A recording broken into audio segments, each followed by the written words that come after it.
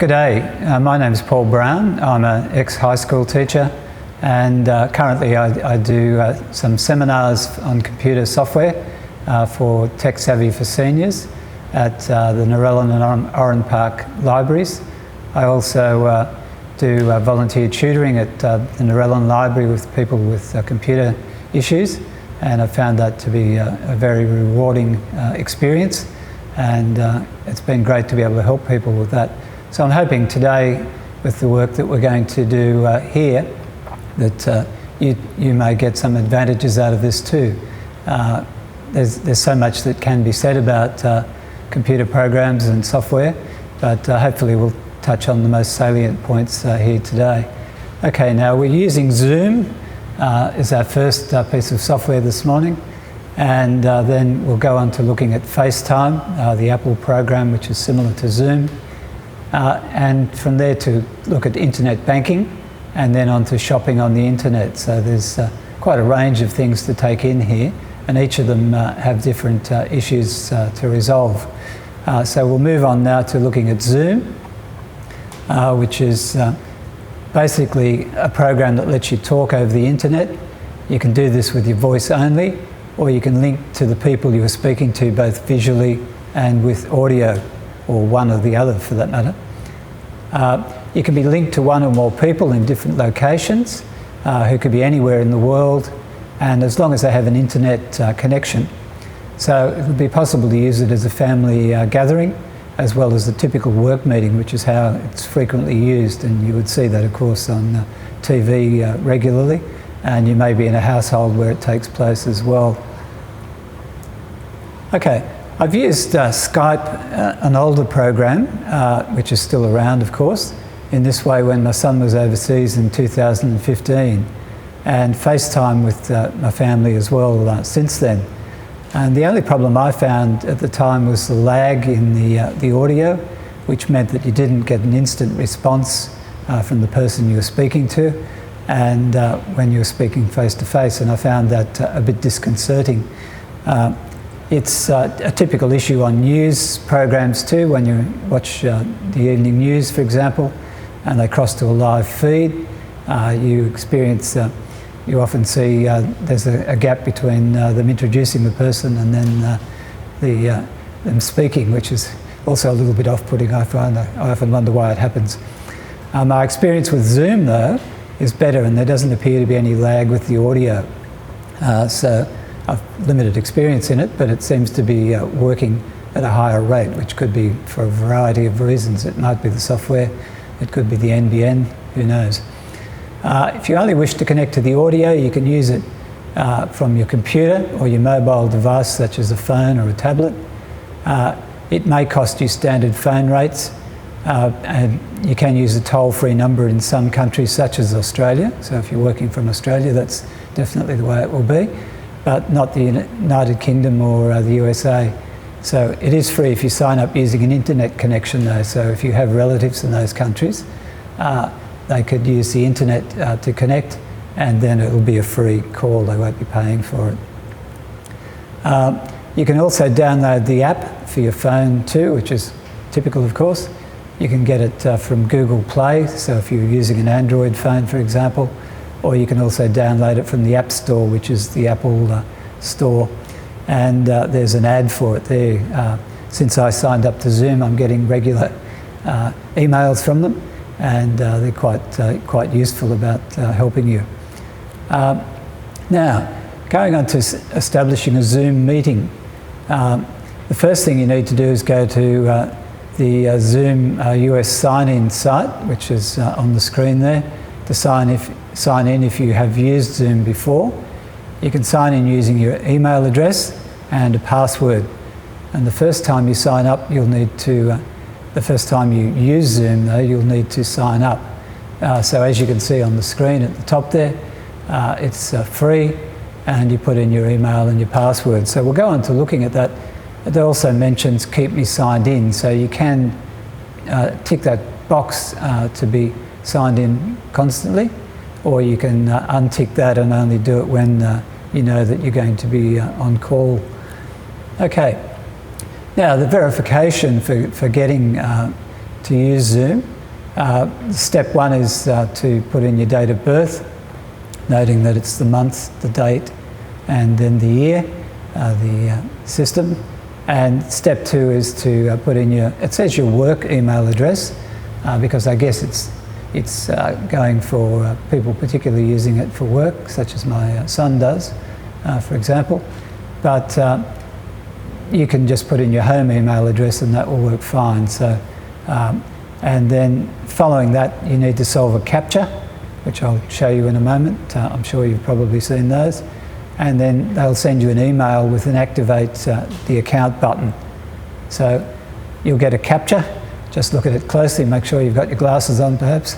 And in this case, you've got to select all the bridges and then click on verify when you've done that. I have noticed that if you miss something, they're quite helpful and will often give you a second chance to complete the session in the CAPTCHA part. Okay, clicking on activate account takes you to a welcome to Zoom screen where you need to enter your first name, your last name and a password. Before you activate the account though, consider these issues about your password, and this would be true of passwords all over the place now. Passwords, and this would be true for all sites really, should be at least 8 characters in length. They can't be longer than 32 characters. They must have at least one letter, such as an ABC, and one number, for example 1, 2 or 3 or whatever. And they should include both uppercase and lowercase letters as well. And it cannot contain only one character, so don't try to be smart and go 1111 or AAA, etc. That's not going to be passed. So they will check to see how strong your password is, which is what it's all about. Okay, so keep that in mind with passwords, not just for Zoom, but for any internet work that you're doing. I suggest then that you write your password down before you start the process, so you've got it there ready to concentrate on the other things that you're going to be doing. And take care that you are careful with uppercase letters. So passwords are always case sensitive. So if you're going to use a capital A, for example, in the first part of your password, then you need to make sure that it's always a capital A and not lowercase and not interchangeable. So that's an important thing to remember not only with Zoom but all programs. You may choose to have your web browser save your password, and that will save you having to enter it or remember it, which is pretty handy. I'd still write it down though somewhere safe perhaps, and even if you do keep passwords on your computer, such as I mentioned before in keeping them in a file, a spreadsheet file for example, it's probably a good idea to keep a paper copy or a printed copy of that somewhere too, just in case your computer suddenly dies, such as mine did a few weeks ago, and all your information goes with it if you haven't made a backup. So as you can see on the screen, I'm using an Apple at the moment, an Apple computer, but you would have similar issues with other browsers in Windows, and it'll ask you, would you like to save the password? And you may save it for this website, or never for this website, or not now. So I probably save most of my passwords. I don't save my password, for example, for my banking site, but I do for just about everything else, and that seems to work pretty effectively. Okay, so you've done that. You'll now get an email with the link to activate the account. Okay, so you're moving along fairly quickly, and the screenshot I've shown you there, it says here, one email welcoming activate account, and welcome to Zoom. And if you click on activate account now down the bottom on the screen, as you can see in the orange button, then you'll be in. Now this brings you to the sign up page, similar to what we saw earlier. You just put in your email and your password and then click on sign in. You can also use signing in with Google or with Facebook or with SSO as well. So you sign in and away you go.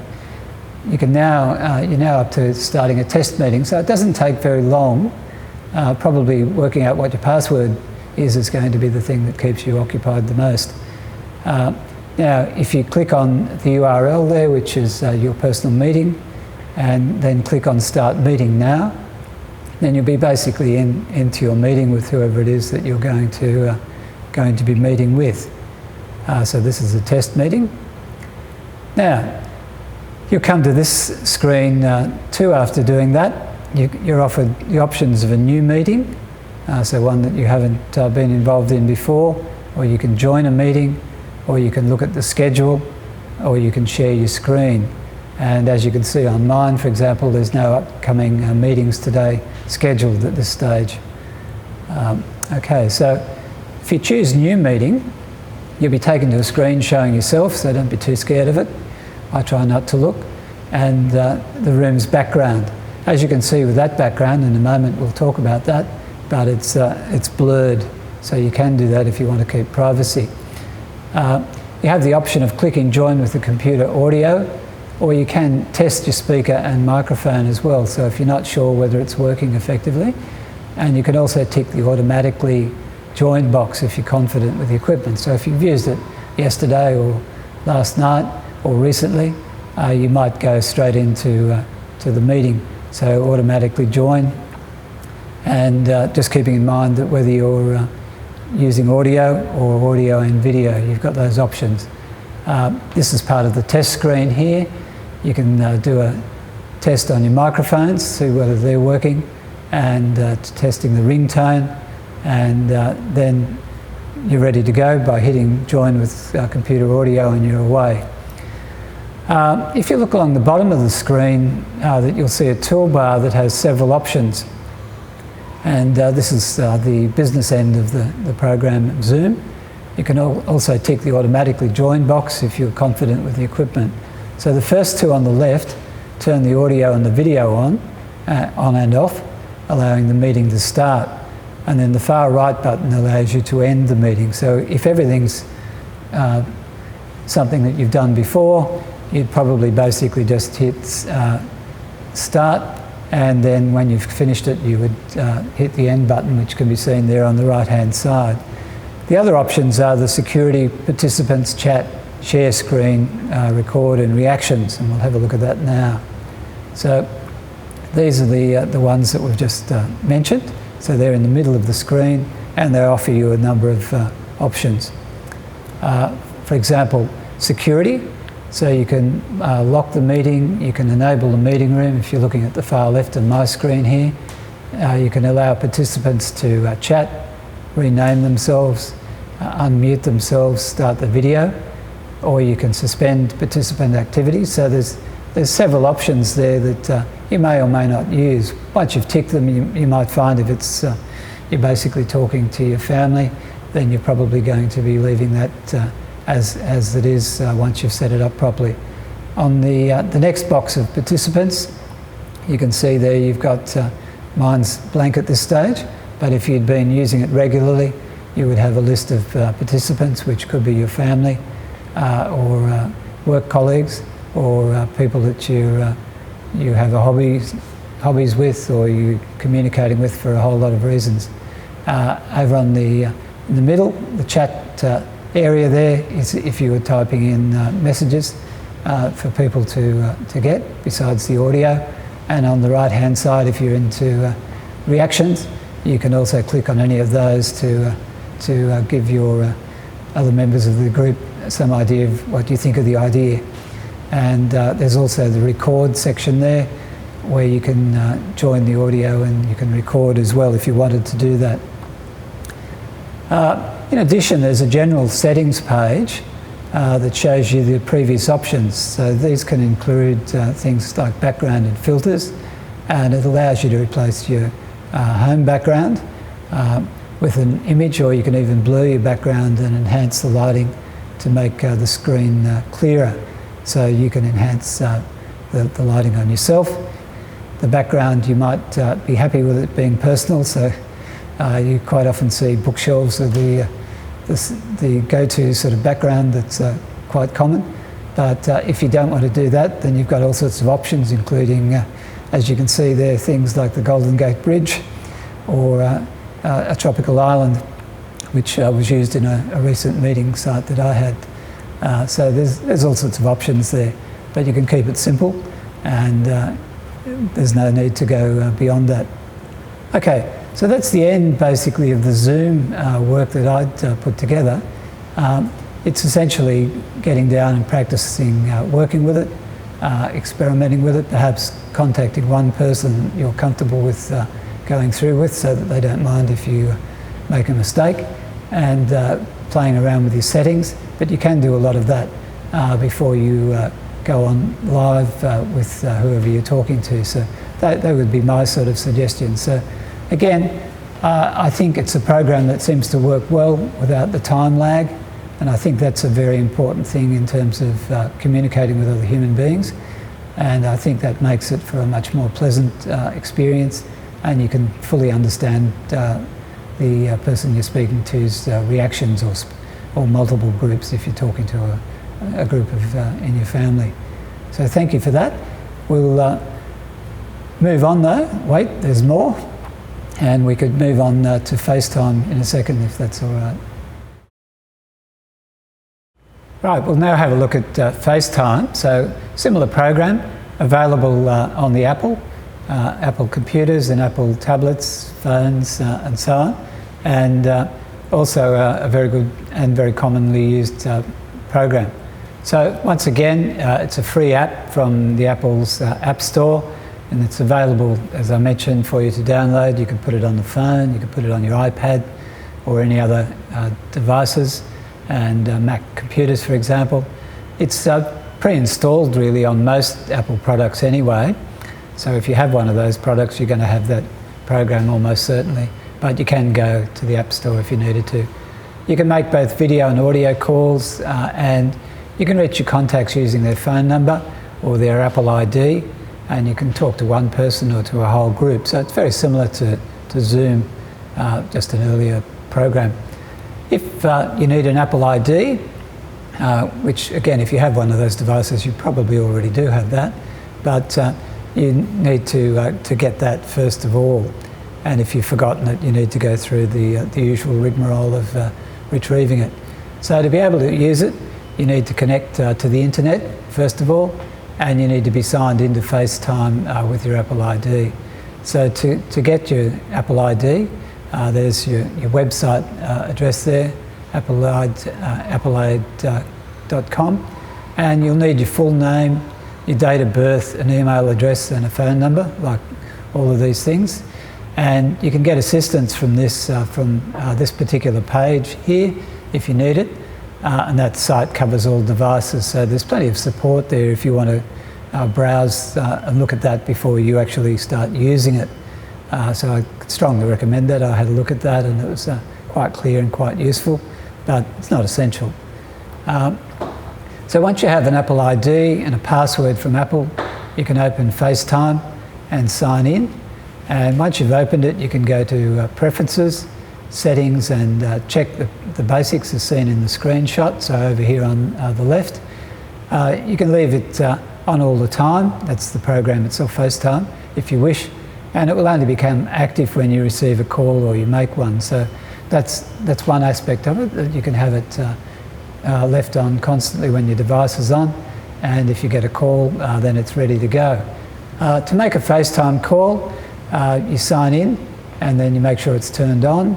If you have preferences, if you've enabled the account in preferences, it should be ready to use. So as you can see up there, click on the turn on button, the blue button there, and you're all good to go. And in the field at the top of the Facetime window, enter the email address or the phone number of the person that you wish to contact, and then press return. If you have a card for the person in your contacts app, then you can just enter the person's name. So Contacts is a program on Mac computers, for example, or Apple devices. And if you've got phone numbers and so on in there, then it would find the number pretty quickly. So otherwise, you type it in, particularly if it's a new contact. Okay. To start the call, click the video button or the audio button, depending on whether you're just going to do audio or audio and video. And if you click on audio, then the camera is automatically off. So if you click video, then you know you're going to be seen and heard. And once you're on a call, you can change your view of the call. You can pause it, mute it, or change the volume of the call as you might need to, or you can add more people to a FaceTime call as well. And once you're on a video call, you'll see the person or people you're calling on your screen, and in the corner will be the video image of your side of the conversation, so you can see what they can see when they're looking at you, and you get the main part of the screen, of course, is the person or people that you're talking to.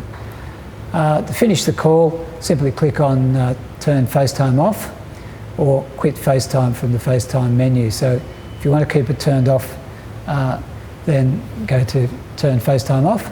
Otherwise, quit FaceTime, and that will come on automatically the next time somebody calls you. So that's by and large all there is to that. So we'll move now on to internet banking, and I'll go through a few things here. I'm just using some screens that I've got from two banks that I'm associated with, but you would find similar sorts of information and support and connections with whatever bank that you're dealing with.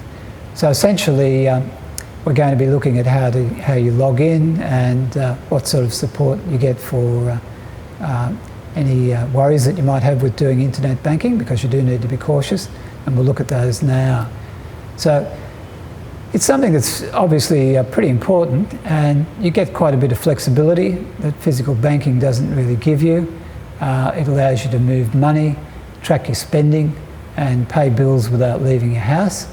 Along with this, however, there are risks that you need to be aware of and take care to avoid. So banks are aware of these risks, obviously, and go a long way to support you in avoiding the pitfalls. So they even monitor large, unusual transfers of money. So if they're unsure of its authenticity, as I found out recently when I bought a new computer online, I purchased this computer, the one I'm using today, and I checked it all out, and I made sure that this website that I was purchasing it from was all legitimate. But even so, I was down the shops doing the grocery shopping, and I've got a phone call from my bank saying, we've noticed that you've just spent a fairly large sum of money on a product, and we were checking that that was your intention and that was legitimate. So it was great to know that they were on top of it. Of course, it made me a bit worried straight away, but I was very pleased by the fact that they had kept a check. So they checked that it was a genuine trader, and I was aware of the transaction. So it's useful to know that those safeguards are in place, but the first step really is for you to take your own precautions. So that's the first step, of course. And these are what we'll go through now. So the following suggestions are most important to observe, I think, with internet banking. Never allow anyone, especially anyone who has contacted you by unsolicited email, phone or letter, to have access to your computer or your device. They might say that they're from your internet provider, for example, and they need to take control of your device to remove a bug or malware or to resolve some other problem. Never type in your internet banking or mobile banking login name and password into a computer or device at the request of others. And be very wary of using public computers, such as in a library, for this too. So you might use a computer in the library, but I'd be a bit cautious about using it for banking if I were you. And never use a hyperlink, that's a URL in an email or an SMS to log into internet banking or make a financial transaction. And never reply to an email or an SMS that asks you for personal details, requesting you need to confirm your details. So that's one of the scammers, where they pretend they're from your bank and they need to update your details.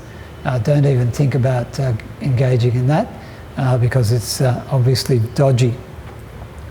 Never show anyone or tell anyone, including the bank, your access code, your PIN or your one-time passwords, and they shouldn't ask for those things either anyway, linked to your internet banking.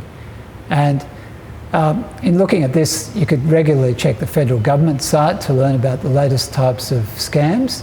So check your bank sites for security updates as well. They should have lists and descriptions of types of scams that you need to be aware of, such as romance scams and the ever-present NBN scams that are popular with landline nuisance callers. So if you're unaware of the veracity of the caller or the email, check the official site of your bank and ring them to verify the communication. So, for example, hoax Australian Tax Office calls are another popular excuse for getting banking details. They try to scare you and get you to cough up. So ring them if you're unsure, and their number is 1800 08 540 for reports of scams. If the contact has come by email or SMS, don't respond using the provided addresses, as that could be part of the trap. Beyond the scam issues, though, is the real value of internet banking. You can move money between your accounts, you can transfer it to others, or you can use BPay. And this gives you a lot of control over your banking activities. So it's worth overcoming your caution if you're comfortable with doing that. So BPay is one of the main things that you might get involved in there. So we'll go through and have a look at some of that now. Okay, so one of the things you need to know before you start transferring money is to have your BSB number. So your member number, obviously, as I put up there, a fictitious member number and a fictitious BSB number, which I'll show you a little bit more about in a moment. But you'll need to know that. And if you have paper statements, they are becoming a thing of the past, but you could go back and have a look at paper statements from your bank or banks, financial institutions, and you'll find the BSB number somewhere on there. Okay, so it'll look something like this. It's what's called a bank state branch number, and it's used in Australia to identify your bank. You can find this number, BSB, whatever the number is, on your bank website, as I said, or on any of your bank statements. So it's made up of three parts, AAB, CCC and AA. B is the state, and A is the financial institution, and the CCC is the last bit you need to remember, which is the unique identifier. So for example, a fictitious bank there, 082 489. So that's the sort of thing you're looking for, and you'll need to know that not only for your bank, but also for anyone you're paying for. So, okay, so if you're into internet banking there, for example, I'm looking at my teacher's bank, you'll see internet banking up on the right-hand side of the screen, probably, the BSB number up there. And you can go to your home page and you'll find that. You have to register your account with the bank before you start. So if you haven't done internet banking before, you need to register. If you don't already have an online account, once you click on the page to register, there'll be an online steps to follow, which will be different from bank to bank, obviously. Okay, so getting started with internet banking, you can click onto your bank and you'll probably find something like, "Hi, how can we help you?"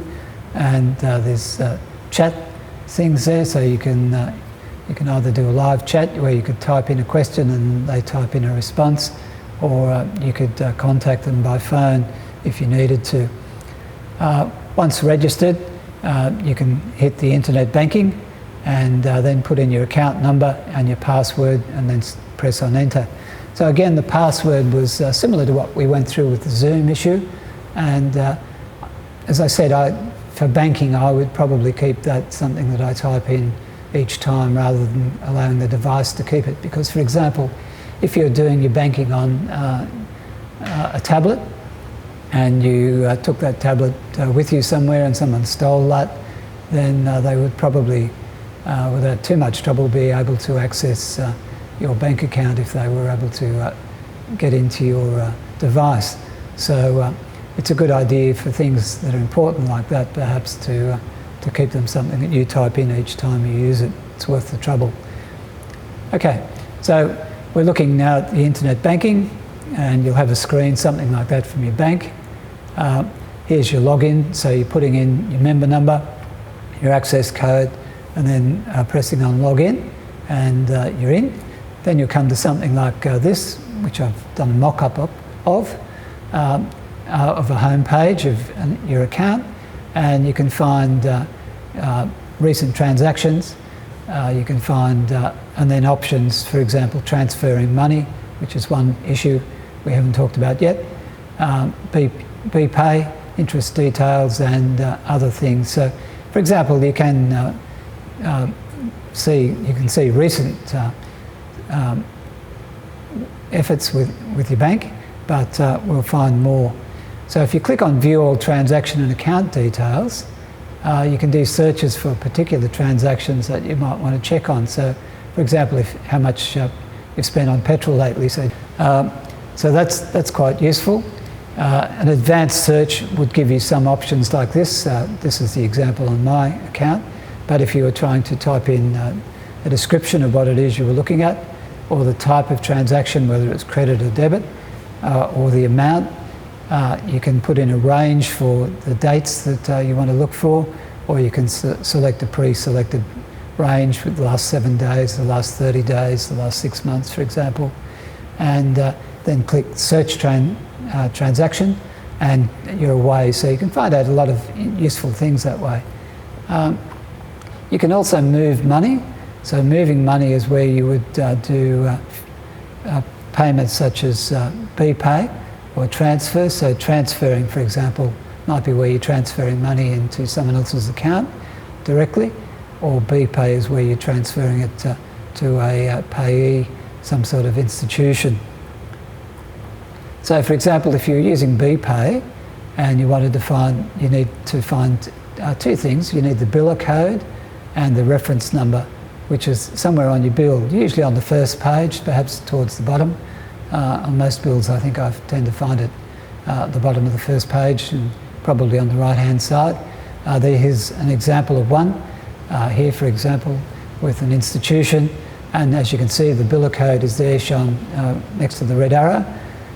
So it's got a several-digit number, and then the reference number. And that's the information that you would need if you were going to do a BPay. So my suggestion is, if you were putting in the reference number, you could type it in. But if you've got that on a screen bill, which is more typical of how you're going to get bills these days, then you might highlight it and copy it and then paste it in. And that way you know the numbers are going to be correct, because you want to get that right. Otherwise you'll be paying somebody else's bill when you didn't intend to. So here's a screenshot, for example. It's going to company whatever. I've blanked that out. The customer reference number appears twice on this screen, for example. So that's got to be correct. If it's placed in that up here, it'll come out correctly there. And then the biller code is over here, the 12345 in the case of my mock-up here. You then type in the amount that you're paying. So, for example, if it's a telephone bill, it might be $100 or whatever. And then click on Now, and away you go from there. And then click on Next, and you've paid the bill. So if you click on Self-Serve, you'll get other options. I probably don't use these very much, but you've got a range there, as you can see, from opening other accounts, stopping a cheque if you're travelling overseas, and so on. So there's a range there.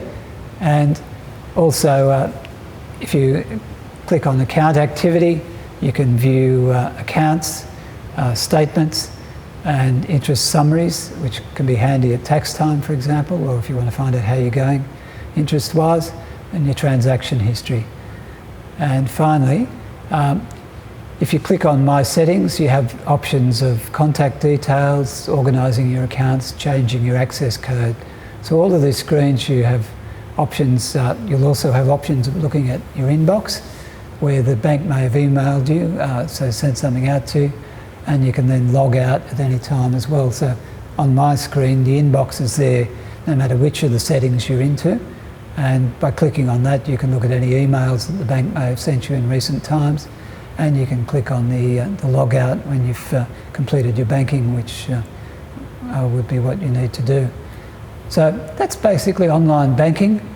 as outlined on my bank's site, but your bank should give you similar options. The advantages are great, but as I said, you really need to be careful. But I certainly find it very handy, and you can be confident that you've paid your bills, you've checked what you're doing, and you know that it's done. And you'll get usually a receipt from institutions when you pay something. I've noticed certainly with shopping, and we'll have a look at that in the next tutorial. So we'll now move on to online shopping, and this is probably where you could spend a fair bit of time, but again, be very careful. It's great care should be taken with this, but it's a very valuable tool, particularly during COVID. I guess it was incredibly valuable for a lot of people to be able to purchase things without necessarily going out if they could avoid it. And it enables you to browse without buying, so you can look at things but you don't have to purchase, and allows you to compare items and their prices, so that can be very, very valuable too, so you're not paying more than you need to. It's intimately related to the internet search engines, so it's valuable to know a little about them first. So just the impact on your computer and your browser from your shopping will come up. Okay, so when you do a search with search engines such as Google or Bing, Yahoo, or even DuckDuckGo, your computer is searching through long lists of websites that is compiled from all over the world. So if the search engine knows your location, it's more likely to put up local products at the top of the list if relevant. However, that won't restrict it to Australia. So it sort of depends on what you're looking for as to whether there are quite a range of options in your country that you live in, or they may be from overseas. So it may mean that only local sites are at the top of the usually a very long list, and it can be quite long depending on what it is you're looking for. It's a good idea to look beyond the top picks though sometimes too, as if it's something unusual you might find what you're looking for further down the list. So that goes for searching, whether you're searching for products to buy, shopping. Now, let's look at a search for something different. Imagine you're shopping for a left-handed fridge, for example. That's one with hinges on the right-hand side, and it opens to the left. Now, I've used Google as the search engine for my quest here, for this product that's a bit different. Notice the first three suggestions are Australian. We'll see those in a moment. See the .au ending of the URL. And the next ones are probably from somewhere else. Notice too that there are 5,030 results, so you're not going to be spoilt for choice. And sometimes that could be just the tip of the iceberg, depending on what it is you're looking for. Okay, so I've done a screenshot here. I've used Google in this case to do the search. You can see at the top screen there, I've typed in the search topic there, left-handed door fridges. And it's a good idea, again, to try and make the search as specific as you possibly can. If you were just to type in fridges, then you would get all sorts of different things. But if you're more specific, or you type in a brand that you're looking for, or something to that effect, or the amount that you're going to spend on it, then you're going to narrow the search and you may save yourself some time. Okay, so the results have come up here, and besides the links, there are a series of ads basically that are there, and you can see with the ads, the double arrow gives you a chance to press on that, and you can see other options. So although there are 5 fridges on offer from a variety of appliance shops, there are several more behind that. So by clicking on that arrow, double arrow, you would move through those, and that just gives you a quick summary. But if you look further down, you can see left or right-handed bar fridge doors from an organisation in Australia, another one from Mitsubishi selling similar products in Australia again. The next one's in Australia. So the next step after that's to click on one or more of the top topics, if you're attracted by the price or by the retailer, or go down further and do some research first. If you click on one of the top choices, that'll take you to the retailer's site where there'll be further options. The first one might not be the one you finally choose, so just keep that in mind don't always expect that the top one is going to be the one that is really what you want. It may not. It's the equivalent of going into the retailer's shop really and doing some browsing. You might still want to do this too. The net allows you to come forearmed with questions or additional information to make so you can make an informed choice. So for example, here, fridge, it's up, it's got the price there. You can click on reviews if you want to look at the reviews and find out what people have thought about it, which can be quite handy because there might be something that then makes you decide that's the one you want, or perhaps not. You get some other comparable products there you can see on that too. And you can look at the specifications, which are quite common, whether it's clothing you're buying. If you click on something about specs, it'll usually tell you about the fabrics or the materials. In this case, it would be the specs of the fridge, perhaps the dimensions, which could be very, very important if you're putting them into a small space. And there's an option there to click on compare as well. So you've got capacity, the energy rating, and so on and so on. So there's quite a lot there to look at. And certainly if you're spending a lot of money, it's worth doing that. Okay, so, and if you want to buy it, so you've decided to go ahead, you click on the buy now, and otherwise you could click on refrigerators and find more from this particular site. So for example, this site, I've selected it, and but you might notice if you look closely, I made a mistake by clicking twice on the quantity, which is a common problem. So now, if I was to go through with this, I'd be actually spending $3,198 instead of about $1,500, and I'd be getting 2 fridges, not one, which might be a little bit more than I needed. So be very careful about that, and you can go back over here, and if you can see that arrow there, you can see that there's a quantity 2.